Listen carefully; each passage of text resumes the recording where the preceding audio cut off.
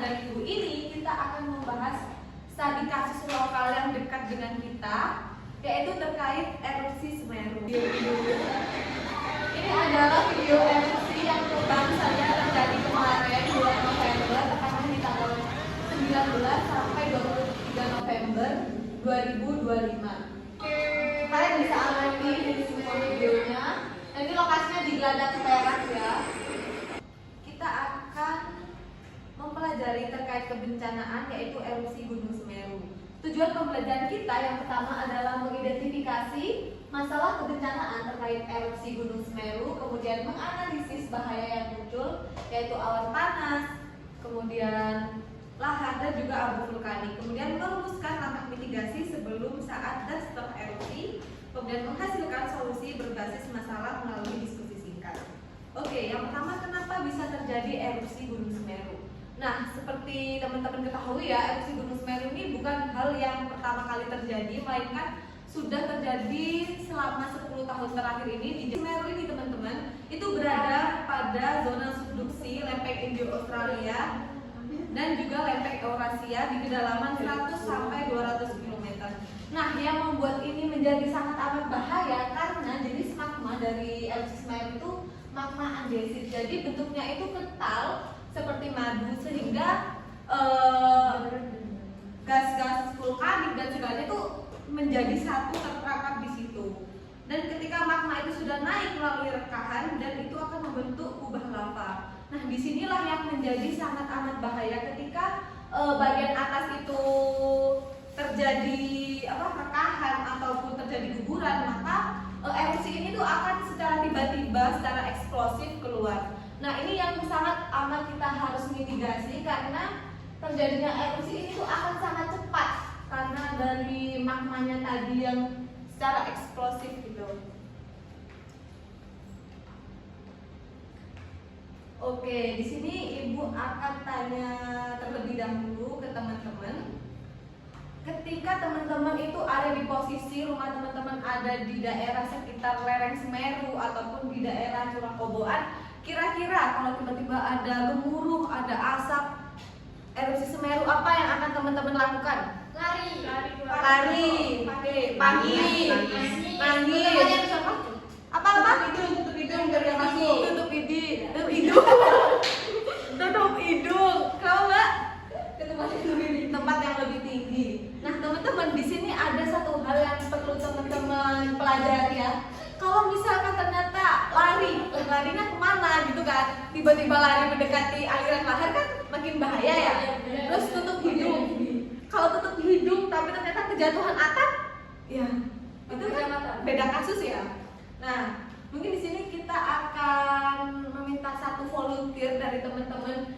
Kayak kita akan simulasi sedikit ya. Ini kalau kira-kira kalau ada erupsi Semeru, kalian ada di kawasan rawan bencana yang mana?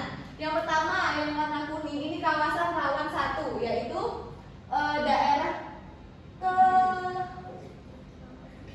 daerah kawasan yang berpotensi terjadinya lahar. Nah, ini tuh radiusnya tuh 8 km. Kemudian kawasan rawan 2. Nah, kawasan rawan 2 ini yang memiliki kemungkinan tinggi terlanda awan panas, aliran lava, dan juga guguran batu. Kemudian ini yang paling tinggi yaitu kawasan rawan 3, yaitu kawasan yang sangat berpotensi terlanda oleh awan panas, aliran lava, guguran batu, dan juga kawasan yang beresiko tinggi untuk pemukiman dan aktivitas manusia. Nah, jika teman-teman berada pada kawasan di daerah sekitar Semeru ini, penting sekali buat teman-teman itu mengetahui yang namanya peta kerawanan bencana. Kalau mungkin di sini banyak yang bukan dari daerah dekat sini, teman-teman mungkin bisa lihat yang namanya web Inaris. Di situ sudah ada pengkategorian bencana dan juga yang bisa teman-teman lihat resiko, kerawanan maupun resiko, kerawanan dan kerentanan. Ya. Mungkin ada yang mau maju jadi volunteer Ibu di sini. Boleh Mas maju Mas. Udah siap. Nah, di sini di sini kira-kira Mas Jenny misalkan ada di daerah Kecamatan Candipuro Mas. Sini Mas maju Mas. Kira-kira lokasi mana yang akan Mas Jenny lalui supaya Mas Jenny selamat? Candipuro di mana, Bu? Candipuro itu di kawasan kedua yang warna pink muda. Nih, ini Mas, Kecamatan Candipuro, Mas. Oh iya. Yang warna hijau muda, yang ada ke atas itu lokasi pengungsian, yang ada miring itu arah evakuasi. Oke. Bu. Bu. Iya. Kejauhan dong, Kejauhan. kita. Misalkan saya di sini, Bu. Iya. Saya di sini. Ada erupsi. Ada erupsi. Iya. Saya lari mungkin ke sebelah sini dulu ya, Bu. Iya. Sebelah sini. Terus habis itu saya yang lebih dekat ke Kiri. mau ke sini deh, Bu. Sini. Iya. Terus nanti langsung ke atas. Itu yang tanda plus ada puskesmas. Iya, soalnya nanti di sana itu kan ada puskesmas Pengungsian. dan juga ada pengungsian. Mungkin salah satu pertimbangan kenapa saya lari ke sana karena di sana selain ada tempat pengungsian juga kita bisa langsung mendapatkan pertolongan pertama. Oke, terima kasih Mas Jenny. Mungkin satu lagi pertanyaan buat Mas Jenny. Mas Jenny, satu lagi. Mas kan lari dari daerah Lanak Raman 2 menuju puskesmas dan pengungsian. Mas Jenny pasti butuh bekal Iya. ke sana. Kira-kira tas siaga, dalam tas siaga Mas Jenny isinya apa aja, Mas? Balalue. Iya, boleh balalue ya. Jauh di rumah aja nggak ada balalue, Kak. Mungkin yang pertama yang saya siapkan mungkin di preventifnya ya, di sebelum atau prabencananya saya sudah menyiapkan tas bencana, tas jaga bencana yang dimana isinya itu berisi dokumen-dokumen penting yang saya miliki seperti itu. Untuk menghindari apa? Karena dokumen penting juga salah satu aset negara yang tidak. Keren banget dari Mas Jenny. Tepuk tangannya dong. Bener banget. Bener banget yang dibilang Mas Jenny. Untuk arah evakuasi penting sekali di tempat manapun teman-teman tinggal, di tempat manapun teman-teman berada, kayak di pantai, di gunung, di tempat tinggi dan lain-lainnya, kalian harus memperhatikan jalur evakuasi, kemana jalur itu ada, kemudian di mana titik kumpulnya, kemudian kalian harus tetap selalu siaga, memantau informasi dari BMKG dan juga badan-badan meteorologi. Oke, selanjutnya di sini Ibu ada bahaya erupsi.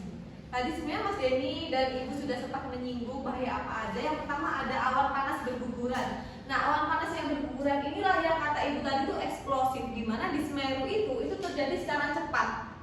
Jadi kita untuk melarikan diri itu harus benar-benar cepat karena itu 100 km per jam, di mana di lembah seperti Besukoboan dan lain-lainnya itu terjadi gitu. Bisa teman-teman perhatikan di peta yang Ibu Citra yang Ibu tampilkan itu adalah di mana aliran erupsinya itu di daerah Curah Koboan. Kalau teman-teman tahu atau mungkin pernah lewat di jembatan yang sempat Ibu. Saya pernah, Bu. Oh, pernah. Keren. Ini Mbak Isa sama Mbak Rosa pernah, Mbak? Pernah. Ya, itu karena memang jembatan penghubung antara Lumajang dan juga Malang itu juga salah satu tempat yang krusial dan di mana itu memang tempat aliran dari erupsi. Selanjutnya ada lahar hujan, ini yang seperti Ibu teruskan tadi, kemudian abu vulkanik. Nah, yang Mas Jenny tadi belum sempat mention ya, itu dalam abu vulkanik teman-teman, itu kita nggak bisa sembarangan menggunakan masker ataupun penutup hidung yang Mbak Gerun jawab tadi. Itu ada yang lebih khusus seperti masker N95 karena abu vulkanik dari bahaya erupsi Gunung Semeru itu tergolong halus gitu. Kemudian ada guguran material batu dan juga kerikil. Nah, kalau teman-teman perhatikan ini di bawah itu di daerah dekat dengan Curah Koboan itu sudah ada rambu-rambunya atau pemberitahuan awas